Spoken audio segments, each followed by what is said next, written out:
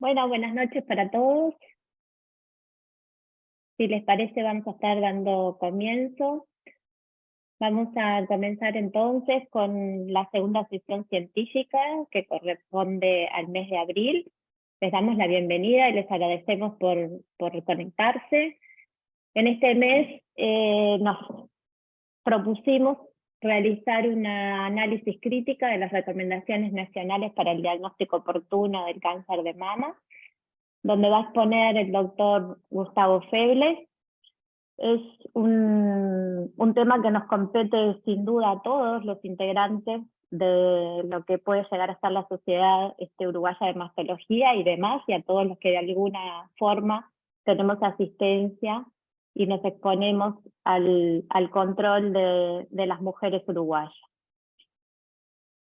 Solo como modo de retener algunos de los tantos números que son importantes a la hora de lo que es un programa de detección oportuna o de screening. Sabemos que nuestra situación epidemiológica del Uruguay en relación a lo que respecta con el cáncer, en cuanto a lo que son los datos de incidencia y mortalidad más recientes, según el Ministerio de Salud Pública, constituyen hoy en día lo que sería un cuarto de las muertes en lo que respecta a los últimos años registrados, en cuanto a lo que son las defunciones en el Uruguay en cada año. El Uruguay integra una lista de países en las cuales el cáncer ya es la primera causa de muerte en los menores de 70 años, que eso es lo que en realidad se estima o se denomina como muertes prematuras.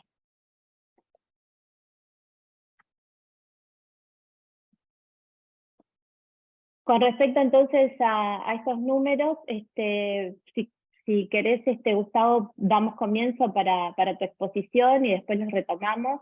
Tenemos datos de la Comisión Honoraria de la Lucha contra el Cáncer y el Registro de Tumores, que se analizan en periodos de 5 años y que, bueno, en este momento fueron los tomados como para hacer las guías o las recomendaciones, y que hoy en día han variado no mucho, pero que están para todos expuestos en lo que refiere a la comisión honoraria y están disponibles con todas las gráficas y todos los registros como suelen mostrarse. Gustavo, entonces te damos la palabra como para poder iniciar la presentación, y sin duda damos también lugar por medio del chat o bueno, levantando la mano o hacia el final de la exposición para hacer todos los comentarios y las propuestas que les parezcan pertinentes con la exposición, y bueno, ¿por qué no discutir en función de lo que tenemos hoy pautado, si estamos de acuerdo o no, y cuáles serían los cambios propuestos si es que hay alguna? Adelante, Gustavo, y muchísimas gracias. Bueno, voy a compartir la pantalla. Tienes que salir tú, Viane. Ahí va. Así.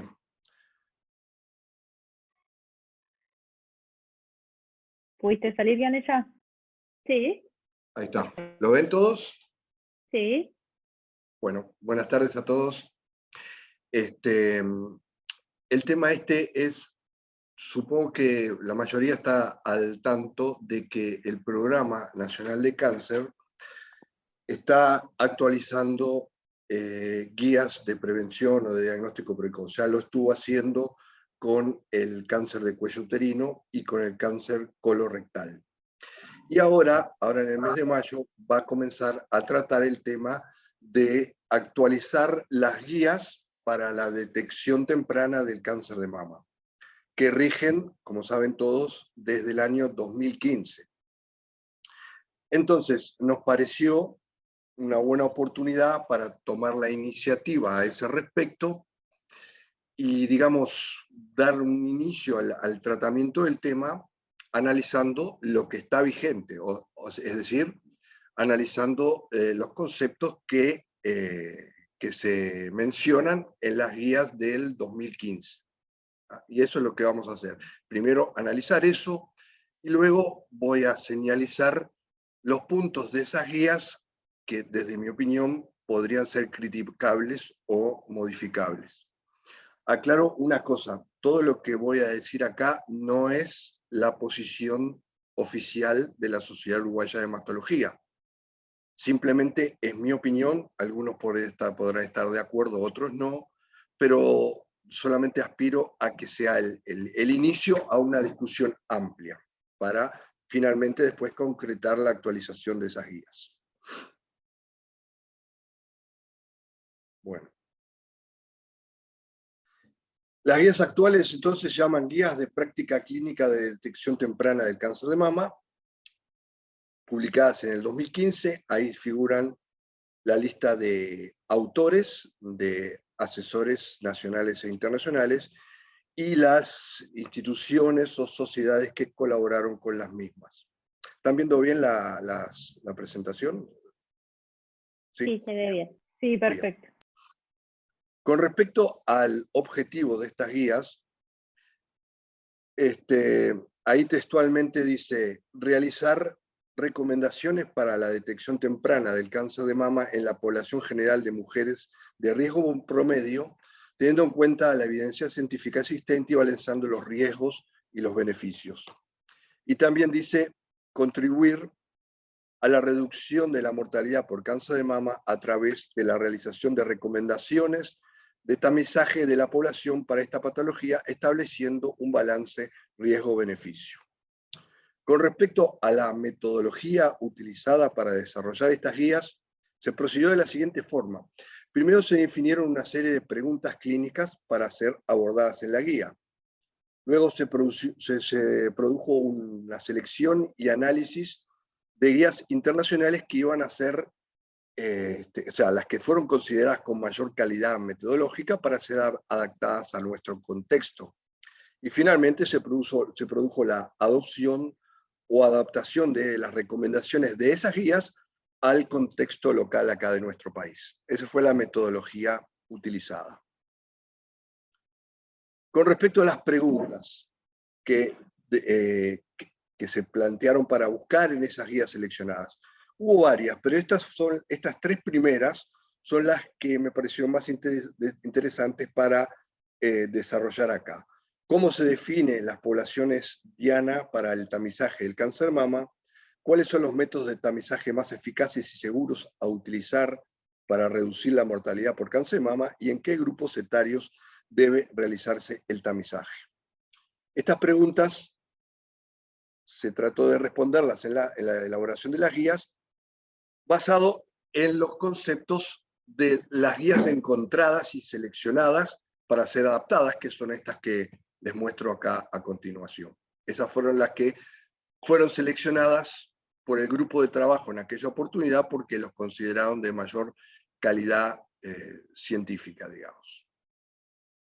Entonces, con respecto a la primera pregunta, ¿cómo se definen las poblaciones diana para el tamizaje y para el diagnóstico precoz? Textualmente se responde de la siguiente manera. De acuerdo a la evidencia reportada en las guías analizadas y teniendo en cuenta las características de la población diana son las mujeres asintomáticas con riesgo promedio de sufrir cáncer de mama, es decir, sin riesgo elevado. Acá ya tengo que hacer una consideración. Se menciona el riesgo promedio, pero ¿qué sucedió en la práctica? En la práctica, por lo menos que yo estoy acostumbrado a recibir las solicitudes de mamografía, no hay una interpretación de riesgo. Se aplica lo mismo para todas las mujeres, independientemente del nivel de riesgo. Eso es lo que sucede en la práctica. En la mayoría de los casos, digamos, ¿no? Obviamente que hay gente que no procede de esa forma, ¿no? Y eso puede estar relacionado porque no hay una buena definición en la guía vigente con respecto a lo que es riesgo promedio.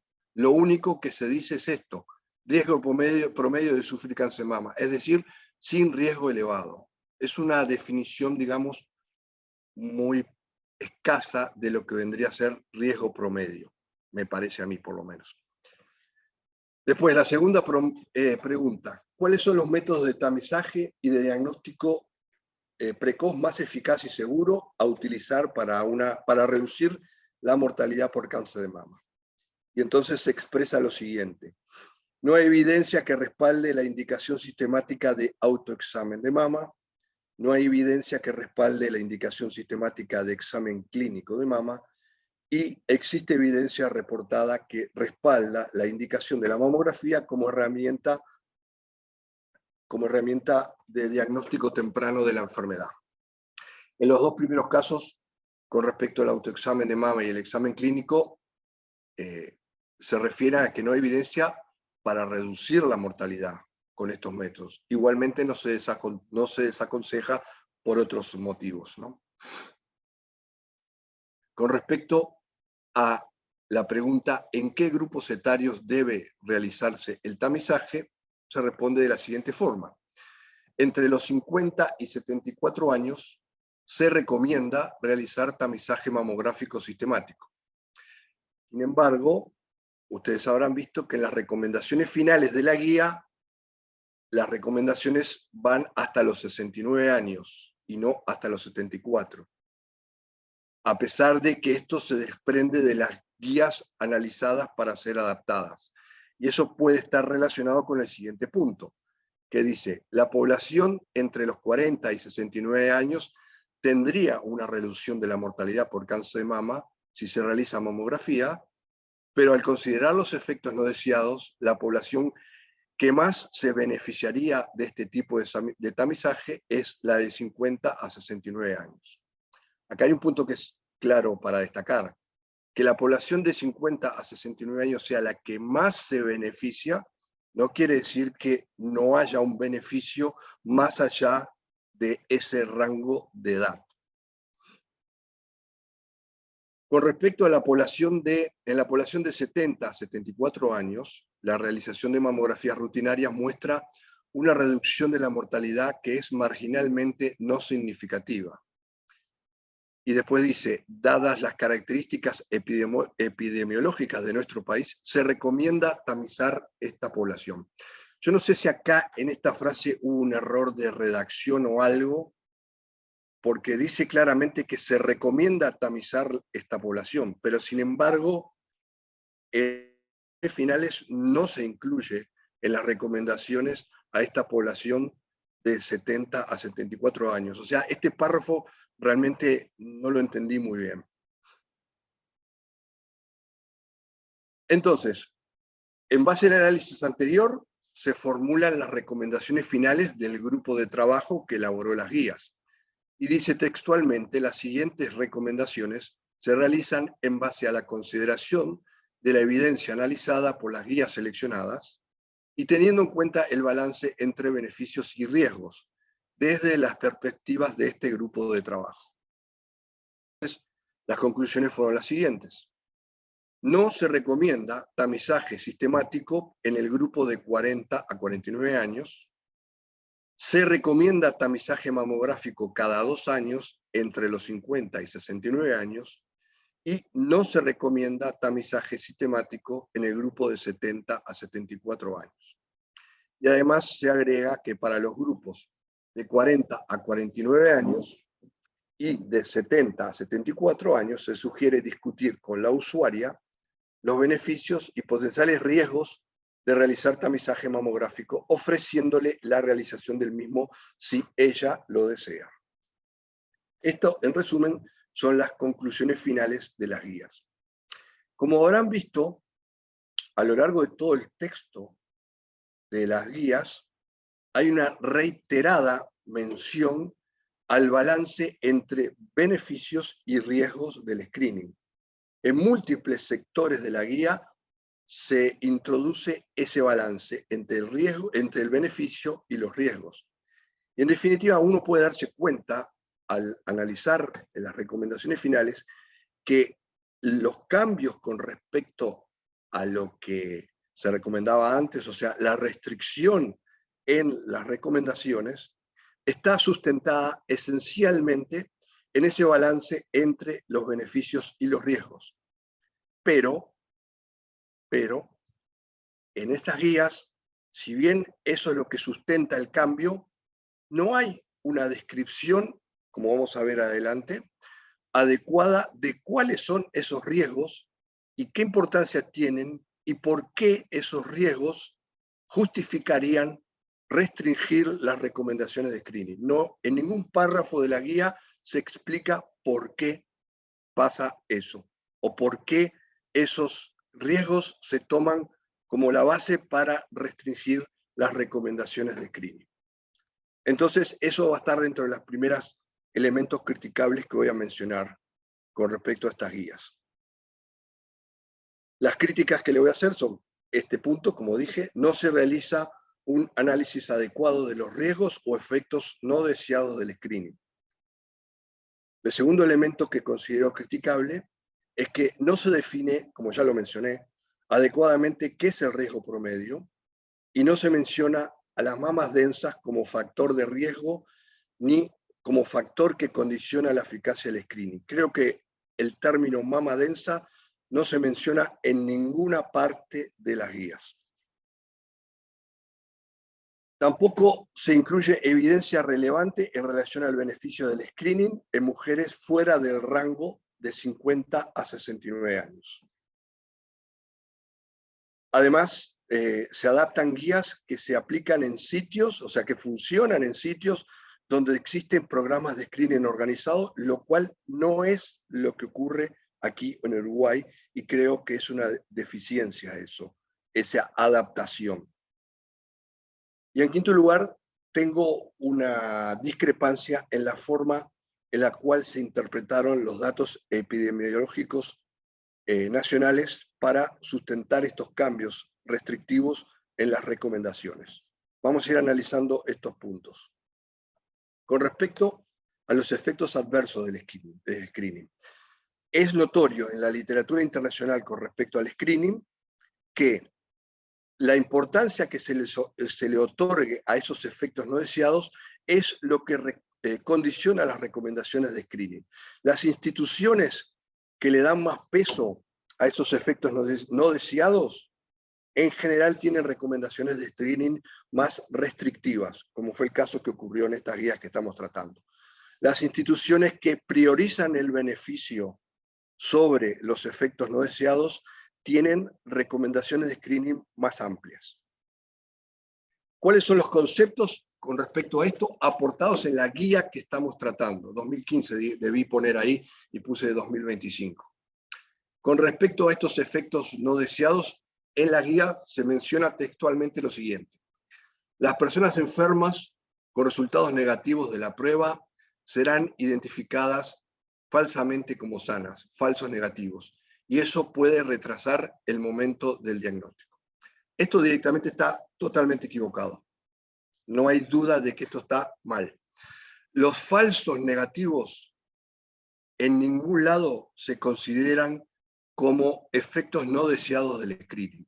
Los falsos negativos es una circunstancia propia con la cual tenemos que convivir, ya sea en el screening o en el diagnóstico, y no se van a ver afectados por las diferentes pautas de screening, ¿sí?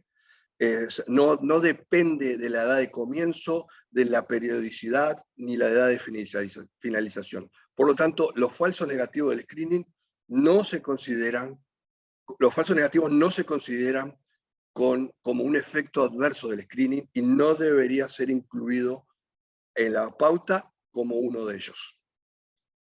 Después, las personas sanas con resultados positivos en la prueba de tamizaje que pueden experimentar preocupación y ansiedad hasta el diagnóstico definitivo, además de ser sometidas a pruebas que no necesitan, falsos positivos. Bueno, eso es el único párrafo en las guías que se refiere a los falsos positivos. Creo que es una definición o un tratamiento del tema absolutamente insuficiente. Si es algo tan importante como que condiciona las características de las recomendaciones de screening, debería ser tratado este tema con mucha más profundidad. El otro es también puede haber un sobrediagnóstico. Casos que dejados a su evolución natural nunca se hubieran diagnosticado para las formas más leves de la enfermedad. Bueno, acá tengo la misma opinión que mencioné con respecto a los falsos positivos. Si es algo que condiciona las pautas de screening, no puede admitirse una definición tan pobre de este concepto. Vamos a ir tratando estos conceptos. Falsos positivos del screening. Para saber qué es un falso positivo del screening, primero tenemos que saber qué es una mamografía de screening positiva. Una mamografía de screening positiva se da en dos circunstancias. Uno es cuando es necesario recitar a la paciente para algún procedimiento adicional, como puede ser comparación con estudios anteriores, proyecciones adicionales o ecografía complementaria. Y la otra situación es cuando se detecta una anomalía que requiere biopsia. Son dos situaciones en las cuales la mamografía de screening es positiva, pero que implican cosas diferentes. La primera es simplemente realizar un procedimiento adicional, o sea que, explicado correctamente, es mínimamente preocupante para la paciente. La siguiente ya sí puede afectar más emocionalmente a la paciente porque implica que hay que hacer un procedimiento invasivo. Entonces, falso positivo es cuando no se llega al diagnóstico de cáncer en ninguna de las situaciones anteriores. ¿Y cuáles son las consecuencias de los falsos positivos? Está mencionado en la guía, el primero, biopsia innecesaria, eso es lo que se dice en la literatura. Aumento de los costos del programa e impacto emocional. Con respecto a lo de biopsias innecesarias, me parece un término totalmente inadecuado, porque solamente podemos decir que esa biopsia fue innecesaria cuando sabemos el resultado que fue benigno. De lo contrario, antes esa biopsia fue necesaria para llegar a esa conclusión. Entonces, es una falacia tratar de decir que ese procedimiento fue innecesario. Después, con respecto a los aumentos de los costos del programa, ¿sí? Eso es cierto. La ocurrencia de falsos positivos en un programa de screening organizado, como ocurre en otros países, no como el caso de Uruguay, aumenta el costo de ese programa. Eso es clarísimo. Y después está el impacto emocional. En muchas publicaciones, incluso en esta guía, yo creo que se sobredimensiona el impacto emocional. Obviamente que a ninguna mujer le gustaría recibir la noticia de que en su mamografía hay alguna lesión que podría ser cáncer, ¿sí? Que tenga la posibilidad de ser cáncer. No es una buena noticia, sin duda, y que sin duda causa un impacto emocional. Pero si esa noticia se transmite acompañada con una adecuada explicación de los pasos a seguir, creo que puede ser perfectamente comprendida por cualquier mujer. Y además, si el resultado final de los procedimientos que se tengan que realizar indican que no hay cáncer, inmediatamente va a haber un alivio con respecto a este punto. Entonces, desde mi punto de vista, opinión personal, relativizo totalmente la sobredimensión que se le ha dado al impacto emocional de los falsos positivos como elemento para condicionar las pautas de screening. Con respecto a qué tan frecuentes son los falsos positivos en un screening, este es un estudio muy importante citado por casi todos la literatura científica que trata el tema del screening y sus efectos. Es un estudio multicéntrico prospectivo de cohortes que incluye casi 170.000 mujeres que se realizaron la primera mamografía de screening a la edad entre 40 y 59 años. Y entonces, después de 10 años de screening, la probabilidad acumulada de que ocurra un falso positivo fue la siguiente. Si estamos considerando un falso positivo por una anomalía que requirió un estudio complementario, la probabilidad, la frecuencia fue del 61.3% si el régimen de screening era anual y 41.6% si el régimen de screening era cada 2 años. Estamos hablando de casos en los cuales no fue necesario realizar una biopsia, simplemente fue necesario realizar una comparación con estudio anterior, una proyección adicional o una ecografía.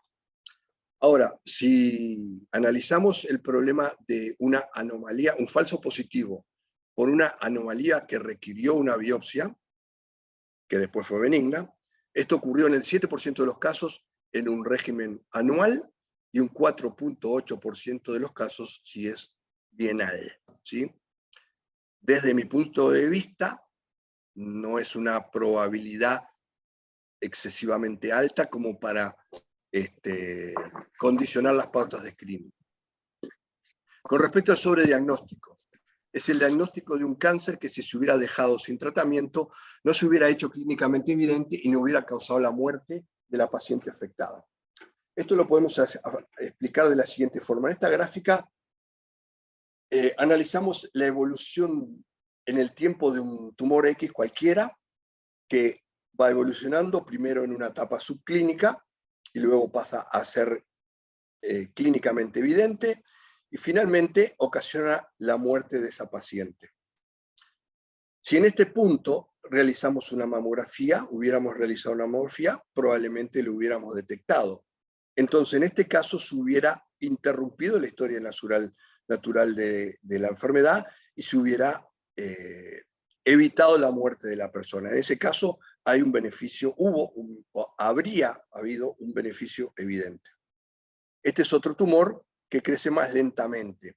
En toda su evolución, hasta que la mujer muere por cualquier causa, nunca se hubiera hecho clínicamente evidente. Entonces, si hacemos una mamografía en este punto, ese tumor hubiera sido detectado, pero a esa mujer en particular no le hubiéramos ocasionado ningún beneficio, porque ese cáncer, a lo largo de la vida de esa mujer, no hubiera causado su muerte.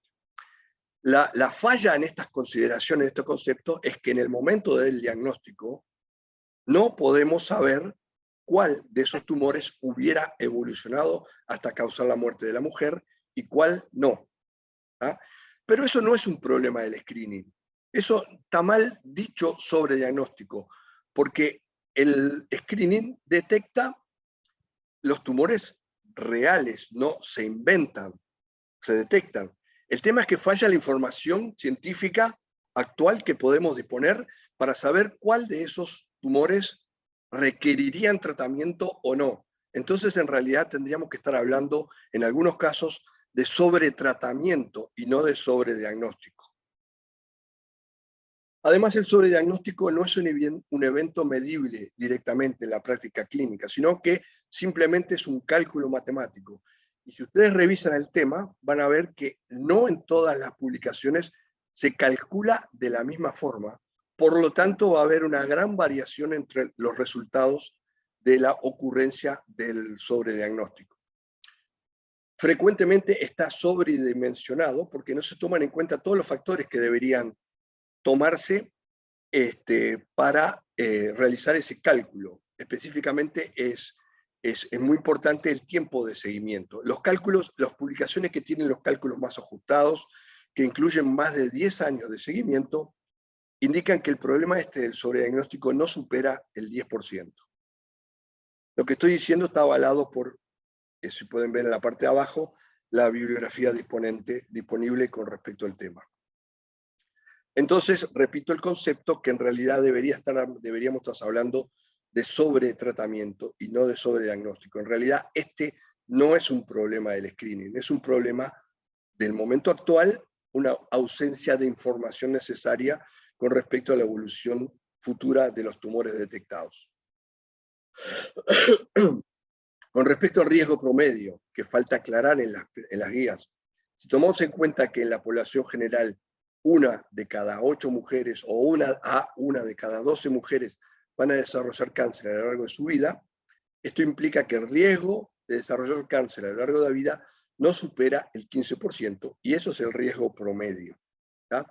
Esto no implica que no haya factores de riesgo actuando. Puede haber en esa población factores de riesgo, como por ejemplo vinculados al estilo de vida, sedentarismo, obesidad, alcoholismo, etc., o factores hormonales y reproductivos.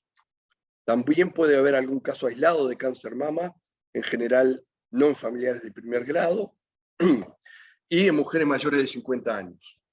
Y también puede haber en este grupo, en esta población, la ocurrencia de mamas densas, cuya contribución al riesgo, que es un factor de riesgo adicional, y su contribución se suma a los de los otros factores. Y este es un concepto que tenemos que mencionar porque habitualmente no se toma en cuenta. El término mamas densas se refiere al aspecto radiológico de la mama. Ustedes saben que en la mama hay tejido fibroglandular, que es radiodenso, y hay tejido adiposo, que es radiolúcido. Entonces, se denomina mama densa cuando predomina el tejido fibroglandular con su mayor radiodensidad. Según el Colegio Americano de Radiología, existen 4 tipos de mama en cuanto a su composición tisular, es decir, en cuanto a la relación entre el tejido adiposo y el tejido fibroglandular. El tipo A, que es predominantemente adiposa; el tipo B, que hay tejido fibroglandular disperso; el tipo C, que son mamas heterogéneamente densas; y tipo D, que predomina notoriamente el tejido fibroglandular con respecto al tejido adiposo. Las mamas tipo C y D son las que se consideran mamas densas. Y hay que tener en cuenta que esas mamas densas, como se ve en esa gráfica ahí, se dan aproximadamente en la mitad de la población sometida a screening. ¿Sí? La mitad de la población tiene mamas densas y la otra mitad no tiene mamas densas. Entonces, es un factor de riesgo que está muy presente en la población, aún en la población de riesgo promedio. Entonces, si se compara a las mujeres con mamas densas con las que tienen mamas adiposas, el riesgo relativo de padecer cáncer es de 3 a 6, o sea, 3 a 6 veces más en las mamas densas. Pero si se compara a las mujeres con mamas densas con la población general, donde hay una densidad mamaria promedio, el riesgo relativo es de 1 a 2. O sea que en general se puede decir que la presencia de mamas densas es un factor de riesgo que aumenta moderadamente el riesgo de desarrollar cáncer, pero que es un factor que es muy frecuente en la población. El otro problema, que en las mamas densas disminuye la sensibilidad de la mamografía. Por lo tanto, frecuentemente es necesario suplementar el screening con mamografía con alguna otra técnica, que puede ser ecografía o puede ser resonancia magnética.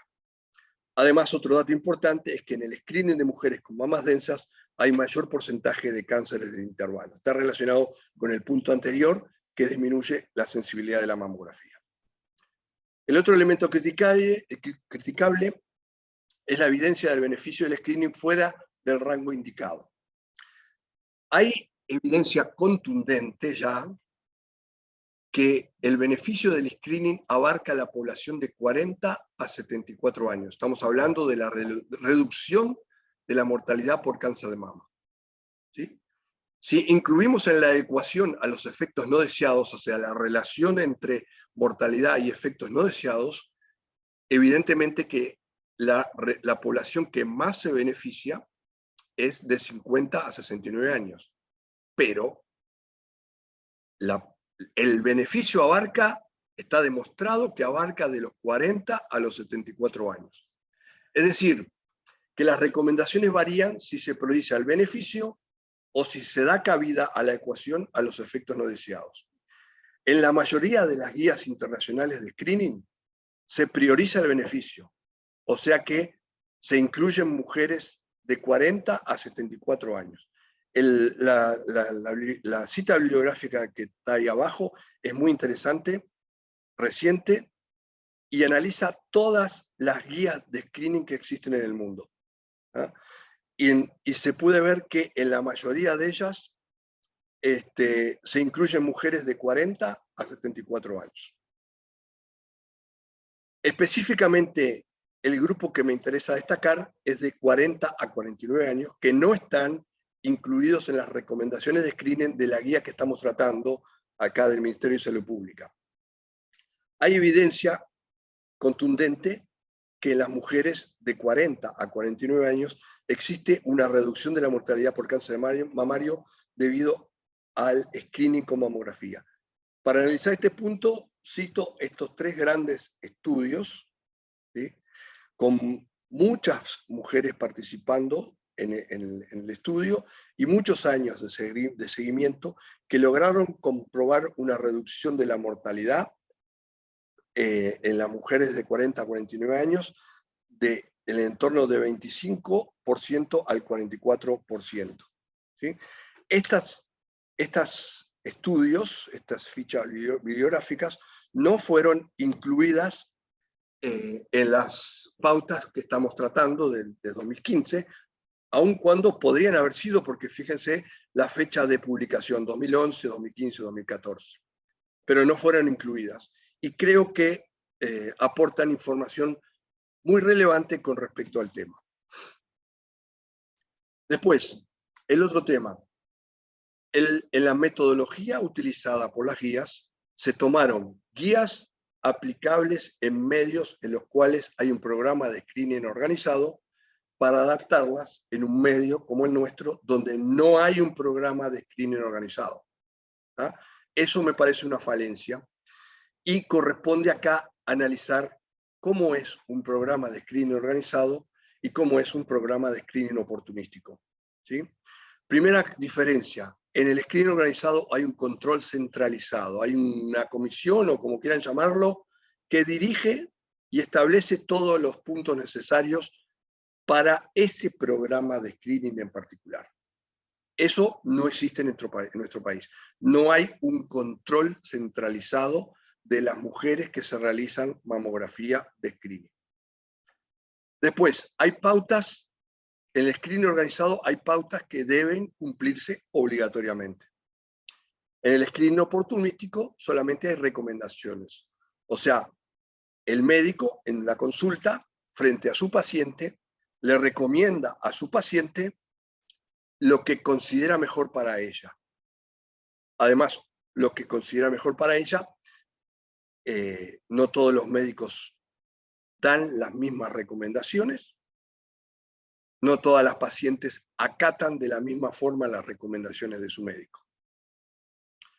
Después, el ingreso al sistema es por invitación en el screening organizado. En el screening oportunístico simplemente es la indicación del médico que le dice a su paciente: usted debería de realizarse una mamografía de control. En el screening organizado hay auditoría de los resultados. En el screening oportunístico no hay auditoría de los resultados. Más allá de lo que puede registrar el Registro Nacional de Cáncer en cuanto a los cánceres que se detectan anualmente, no hay una auditoría con todos los requisitos que tienen la auditoría de los resultados en un screening organizado. Salvo que algún médico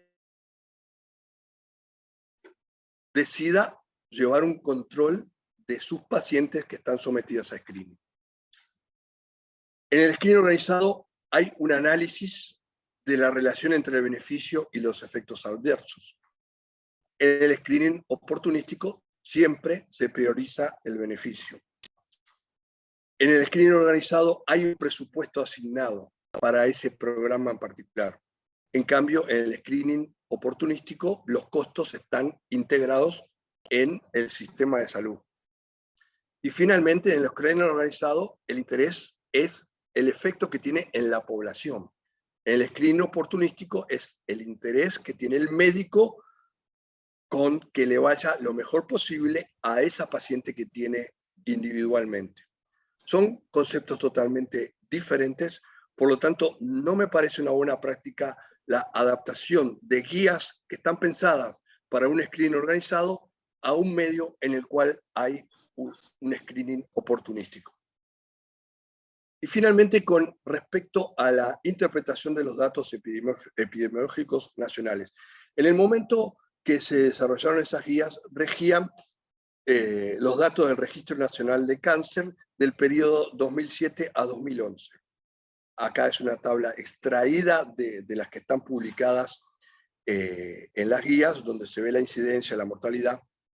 Si analizamos sectorialmente esas cifras, vemos que en ese periodo los cánceres ocurridos en mujeres menores de 50 años, estas cifras, fueron el 22% del total de los cánceres que ocurrieron en ese periodo. El 43% de los cánceres ocurrió en mujeres de 50 a 69 años y el 35% en mujeres de 70 o mayor. Es decir que solamente el 43% de los cánceres que ocurrieron en ese periodo ocurrieron en el rango de edad en el cual se incluye para las recomendaciones de screening. El resto de los cánceres ocurrieron fuera de ese rango de edad, o sea, ocurrieron en rangos de edad en los cuales, según las pautas del 2015, no se recomienda el screening. A mí me parece que ese 22% que ocurre en mujeres de menores de 50 no es una cifra para nada despreciable, al igual que ese 35% que ocurre en mujeres de 70 o mayores. Y otro punto también interesante, si se analiza la gráfica de la incidencia y de la mortalidad por cáncer mamario a lo largo del tiempo, vemos nada porque me está tapando el cartel acá, que a los 50 años, que me queda tapado porque creo que es por aquí, no ocurre nada en particular, ni en la incidencia ni en la mortalidad, pero en el entorno de los 40 años, ahí es cuando empieza a aumentar tanto la incidencia como la mortalidad. Y creo que ese es otro elemento por el cual, desde mi punto de vista, no se justificaría dejar afuera esa población. Finalmente, vimos que las guías de práctica clínica del 2015 impuso cambios con respecto a las prácticas habituales anteriormente que priorizan los efectos adversos en detrimento del beneficio del screening. Entonces la pregunta que cabría hacerse, ¿esos efectos adversos que pueden ocurrir justifican la restricción de las recomendaciones para la detección temprana del cáncer de mama? Mi respuesta es que no. Capaz que otro tiene otra respuesta. También con respecto a los puntos criticables de la guía, creo que es necesaria una mayor precisión en relación a los niveles de riesgo para cáncer mamario. No se destaca el beneficio que existe fuera del rango de edad indicado y no se menciona la indicación y qué aporte pueden tener técnicas suplementarias del screening como la ecografía y la resonancia magnética. Bueno, espero que esto sea el punto de inicio para todos los aportes que quieran realizar a favor o en contra de estas opiniones que son, ya les repito, estrictamente personales y no son la postura de la Sociedad de Mastología. Gracias. Muchísimas gracias, Gustavo, por la presentación tan exhaustiva y cómo se han abordado tan profundamente cada uno de los puntos evaluados. Bueno, nuevamente el doctor Febles mencionó que esto es una revisión y están los puntos de vista personales, que en muchísimos probablemente coincidiremos y en otros quizá tengamos que realizar una discusión más profunda.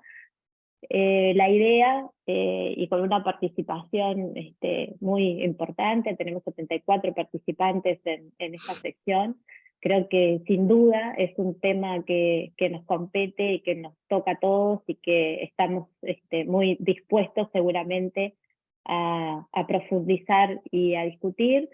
Dejamos abiertos los comentarios, vemos varias figuras que quizá quieran participar. Está el doctor Robinson Rodríguez, presidente de la Comisión Honoraria de Lucha contra el Cáncer, y a todos aquellos que de alguna manera quieran dejar su opinión en los minutos que nos restan, también para poder cumplir con los horarios de las actividades científicas, y sin duda dar el puntapié, como decía Gustavo, para una discusión más profunda y con algunos quizá otros puntos que se puedan ir sumando. Así que dejo abierta la la discusión y si quieren nos ordenamos pidiendo la palabra o la mano, como para poder opinar y participar.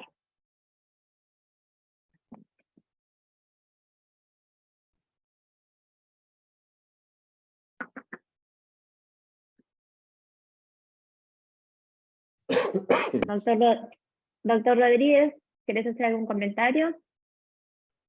Tengo la mano levantada del doctor Burki. Perfecto, Bueno, empecemos. sí, no sé si... Buenas noches. Buenas noches.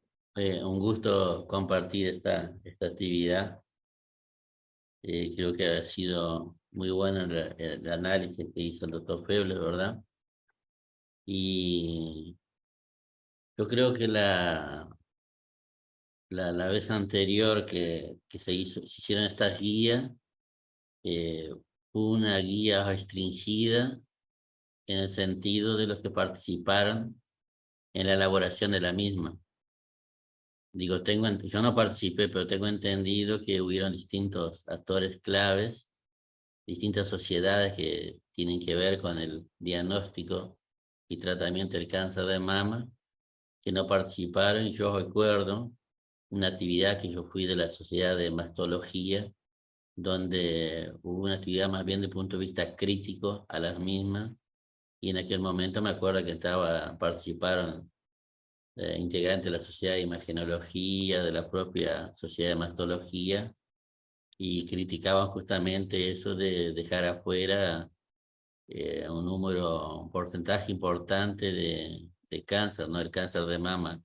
En el Uruguay, yo creo que más de un 25% se ve antes de los 50 años de edad. Y yo ahora miraba los datos que decía el doctor en cuanto a ese porcentaje que quedó afuera, que tomando en cuenta el quinquenio del 2007 al 2011, y si analizamos el último quinquenio, que fue publicado en marzo de este año, tanto incidencia como mortalidad por la Comisión contra el Cáncer, donde hubieron 10.027 cánceres incidentes en ese periodo, en ese quinquenio, contra 9.125 que hubo del periodo que fue analizado, por lo cual decimos sin lugar a dudas que hay un aumento de la incidencia en el cáncer, y de acuerdo a este último quinquenio también, al hacer una mamografía a partir de los 50 años, estamos dejando solo en el grupo de 40 a 49 años de edad, dejando afuera 1.682 casos que se diagnosticaron en ese periodo, 727 de 40 a 44 y 955 de 45 a 49 años de edad. Pero hay una cosa, algo que es significativo también, que hemos visto en el quinquenio anterior, 2014-2018, donde vimos un aumento de la incidencia y de la mortalidad por cáncer de mama en el grupo etario de 40 a 44 años de edad, y por lo general se trataban de cánceres agresivos tipos negativos, a tal punto que sí, murieron 130 mujeres, que son más o menos la misma cantidad de mujeres que mueren en Uruguay por cáncer de cuello de útero. De manera que yo creo que sí, que ahora va a comenzar una nueva etapa de actualización de las guías del Ministerio de Salud Pública, del PRONACAN, y por lo que tengo entendido, la invitación ha sido amplia para distintos actores clave, que sigue seguramente la Sociedad de Mastología, de Imagenología, entre otros, van a poder participar y dar su opinión. Yo creo que sí estoy de acuerdo que muchas veces uno se basa en las recomendaciones internacionales, y a veces, sabiendo de quién vienen esas recomendaciones internacionales, que a veces son de personas muy influyentes, a veces uno no mira lo que está pasando en el propio Uruguay. Y yo creo que el Uruguay, sin lugar a dudas, es de los países que tienen una incidencia más alta de cáncer, más de 75 casos por 100.000 mujeres. Y si bien la mortalidad venía disminuyendo en los últimos 10 a 15 años por cáncer de mama, Ya en el quinquenio anterior y en el quinquenio actual hemos visto un leve aumento de la mortalidad. La mortalidad había bajado por debajo, valga la redundancia, de 20 por cada 100.000 casos, y ya en el quinquenio anterior y en el quinquenio actual hemos visto que esa mortalidad es de 21.5 mujeres cada 100.000.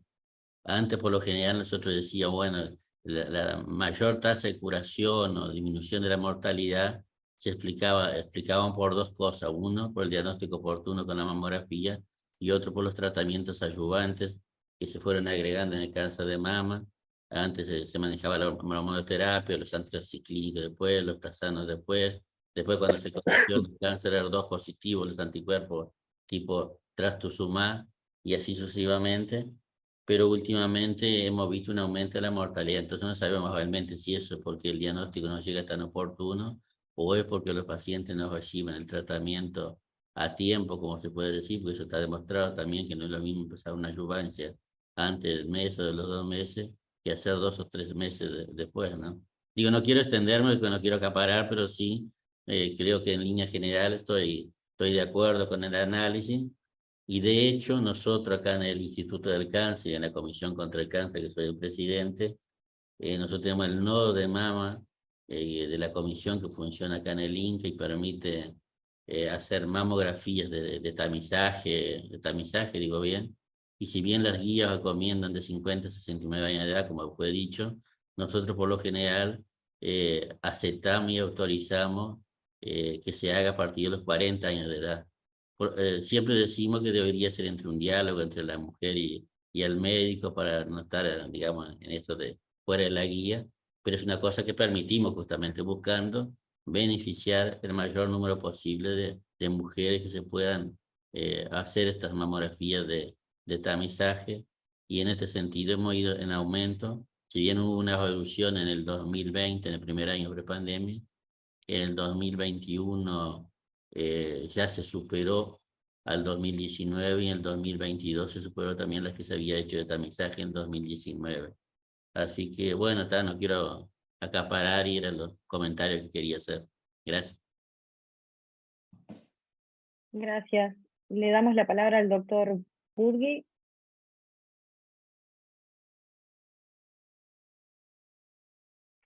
Está silenciado, Buenas Gustavo. noches a todos. Creo que Robinson hizo una síntesis muy, pero muy interesante y completa. Felicitarte, Gustavo, por la presentación, por el trabajo, por el tema, y es algo que no debemos perder, que es el espíritu crítico, ¿no? Porque tenemos que no perder esa costumbre de hacer los análisis de los trabajos y poder hacer las críticas correspondientes para mejorar. Esto no es crítica por crítica, sino que nosotros debemos saber y tener un análisis de cuál es nuestra realidad. Tenemos que saber y aprender a tener la sana costumbre de tener los números, de recolectar nuestros números para poder tomar decisiones y ser comparable con los demás, y determinar cuál es nuestra propia epidemiología, ¿no? En la institución en la cual yo trabajo, acá en Maldonado, en el año 19, antes de la pandemia, por las discusiones de las guías, precisamente por el tema que nos planteaban hacer las mamografías por debajo, por encima de los 50 años y a veces cada 2 años, nosotros teníamos los números, y el 24% de los tumores que tuvimos en ese año tenían menos de 50 años, y el 12,5% tenían menos de 40. Nosotros seguimos obviamente con ese protocolo de a los 40 años la primera mamografía y bajando la edad si hay antecedentes, como todos ustedes saben. Pero lo que hemos visto sí, como decía Robinson, un franco aumento de los números. Gustavo, tú trabajás con nosotros, vos ves los casos que hay todas las semanas.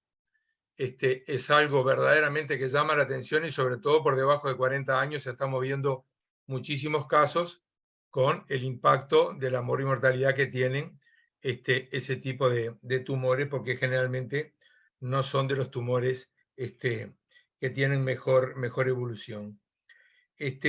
Así que bueno, y lo otro, un pequeño comentario, cuando habías dicho de lo de 70 a 74 años que no entendías, seguramente esto fue un tema de de sintaxis, y debe ser, no se recomienda por debajo de 70 a 74, porque era simplemente esa palabra no, porque no condecía con lo que Seguramente pasó eso, sí. simplemente era eso. Y lo otro que nunca pudimos entender, porque no me lo han explicado, cuáles son los potenciales riesgos de hacer los tamizajes entre 40 y 49 años.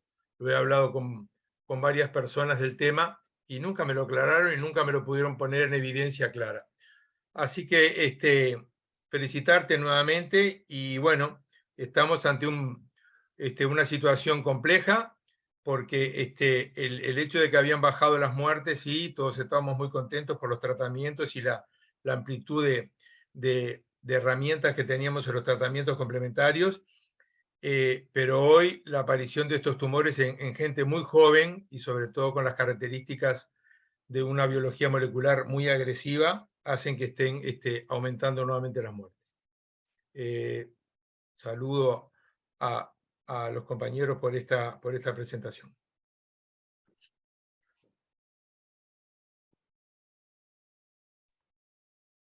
No sé si Muchas alguien gracias, más quiere Gustavo. hablar. Por ahora no tenemos pedido de palabra. Sí, el doctor Pablo Ciuto, adelante. ¿Cómo andan? Buenas noches para todos. Gustavo, siempre es un placer escucharte. A lo largo de este tiempo creo que has mantenido siempre una coherencia en las presentaciones, siempre vas alineado con lo que creo que pensás, a tal punto que iniciás la presentación diciendo que es tu opinión y que no representa la del colectivo, aunque es difícil no coincidir en una totalidad o en un alto porcentaje de lo que transmitís, porque está sentado en la medicina basada en la evidencia, ¿no? Creo que deberíamos intentar analizar desde ahí, más allá de las opiniones personales, que siempre son atendibles. En relación a lo que decía Gustavo y riesgo-beneficios, hay que separar, y vos intentaste dejarlo claro, en riesgos de lo que es el sobrediagnóstico, que va de la mano del beneficio de disminuir la mortalidad en una situación de screening, ¿no? El screening es para la paciente que no tiene clínica. Entonces, creo que quedó bastante esclarecido con qué utilidad puede llegar a tener un screening. Corrámonos unos años más arriba, una paciente mayor de 75 o de 80 años, cuando va a establecer el diagnóstico. La metodología dará su resultado, y lo que estamos quizás generando es un sobretratamiento. Es bastante probable que esa patología, que quizás no tenga una representación clínica, cuando la tenga, quizás no condicione la muerte de la paciente. Eso no es un sobrediagnóstico, y en todo caso sería un sobretratamiento, y creo que el riesgo emocional de la paciente que se somete a biopsias para establecer un diagnóstico es lo que la medicina marca que debemos hacer. Sí, quizás, y te lo he visto en otras presentaciones, y uno lo vive en el consultorio habitualmente, está el riesgo de como factor de riesgo de la radiación en relación al cáncer, ¿no? Y eso quizás, por lo menos en otras presentaciones, te lo he visto más detallado, y quizás sea oportuno volver a repasar. Ha habido denuncias al respecto, ya ha pasado algunos años, de ese supuesto riesgo a la que la paciente se siente sometida porque está expuesta a una radiación, y eso le va a causar algún perjuicio que aumente los riesgos de cáncer de mama o otros cánceres, ¿no? Me gustaría que vuelvas a repetir ese mensaje que lo has transmitido en otras oportunidades. Sí, con respecto al riesgo de los eventuales daños provocados por la radiación en la mamografía, no lo mencioné ahora porque eso en ninguna literatura con respecto al screening está incluido dentro de los efectos adversos. Porque eso del riesgo de la radiación en una persona que se hace una mamografía una vez al año está dentro de los mitos. Se difunde mucho más rápidamente en las redes sociales o en los programas de televisión que en la literatura científica. Es un mito. No existe ninguna evidencia científica que demuestre que realizarse una mamografía una vez al año a partir de los 40 años provoque algún daño. No hay ningún caso registrado, no hay ninguna sola evidencia que indique que eso es cierto. Evidentemente con alguna atención. Si el mamógrafo funciona en forma adecuada y si el lugar donde se hace la mamografía tiene los controles adecuados que certifiquen que las dosis de radiación no están por encima de lo aceptado. Esa es la salvedad, obviamente. ¿Ah? Ese efecto eventual de las radiaciones podría ser más significativo, según la evidencia científica, y por eso no se recomienda, en las mujeres menores de 40 años, y específicamente menores de 30 años. Por eso, en esa franja etaria es preferible no realizar la mamografía, además porque los resultados son peores porque tiene menor sensibilidad. Eso sería con respecto a ese tema que pedí. Bien, el doctor Monzón había levantado la mano. Hola, Lo escuchamos. buenas noches, ¿qué tal? Bueno, primero que nada quiero saludar a Gustavo. Hace Anda. tiempo que no hablábamos con él. Muy buena la charla, la verdad que sí, el análisis crítico estuvo genial. Yo lo único que quería aportar en realidad, en mi corta experiencia como imagenólogo en imagenología mamaria, es que después de estas clínicas noté un aumento más que nada del caos. Vi como que los médicos tratantes no estaban conformes con los intervalos de pedidos de estudio, por lo tanto los 2 años no les servía. Empezaron a agregar a la ecografía mamaria como un método intermedio para achicar los intervalos entre un estudio y otro.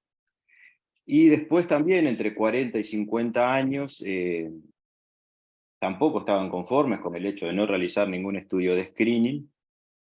Y también noté que se agregó muchísimo a la ecografía mamaria, en forma muy errática, mezclada a veces con mamografía cada 2 años, o mamografía a los 40 años, después hacerte solo ecografía hasta los 50, o hacértela a los 45 y después solo ecografía. Y noté también que se terminó generando como una sensación de que la ecografía mamaria también no es que no sea un buen método para detectar cáncer, pero obviamente que no tiene el mismo rendimiento que la mamografía. Y noté eso, también muchas mujeres empezaron a confundir el hecho de que mamografía y ecografía podía ser equivalente y la terminaban prefiriendo obviamente por la comodidad del estudio.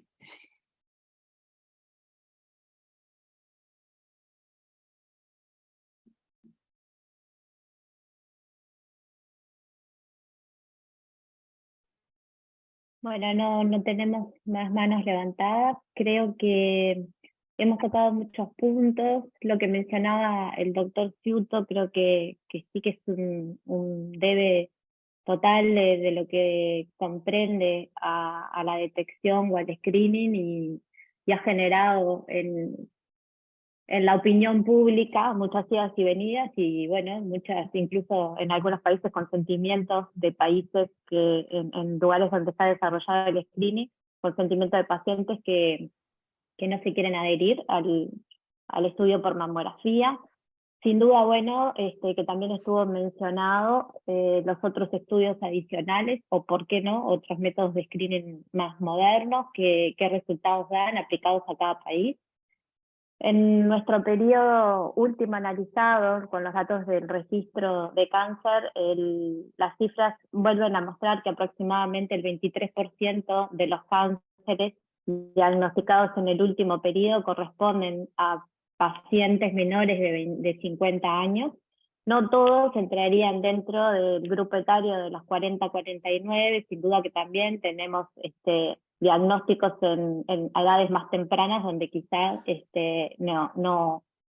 screening, la mamografía no sea el estudio adecuado, pero eso sin duda que hay que mantener esas cifras. Y bueno, otro dato importante es que la esperanza de vida al nacer en nuestro país, al 2020, que fue uno de los últimos registros, para una mujer es de 82 años, o sea que tendríamos un periodo de 12 años por delante desde lo que se aconseja que deberíamos también de tener en cuenta, y no solo a las pacientes más jóvenes, a pesar de que sin duda parecería ser en las que la mortalidad puede llegar a ser mayor, y quizás en la cual la frecuencia de la mamografía o el estudio de screening debería ser más continuo, y quizás para las más añosas o las pacientes mayores de 75 años se pueda mantener cada 2 años. Creo que hay una cantidad de puntos que tenemos también para discutir, pero que ha sido una muy rica evaluación de lo que tenemos hasta el momento, y por qué no, de todos los puntos que se han tratado para seguir discutiendo. Así que agradezco a todos por la participación, a Gustavo por la presentación nuevamente, felicitaciones, y a todos los invitamos para seguir conversando de este tema, seguramente en nuevas oportunidades que se generen dentro de la sociedad. Así que muchas gracias y buenas noches a todos, y nos reencontramos en la próxima sesión del mes que viene. Buenas noches. Bueno, buenas noches. Buenas noches a todos, gracias. Buenas noches. Buenas noches. Pasen bien. Gracias.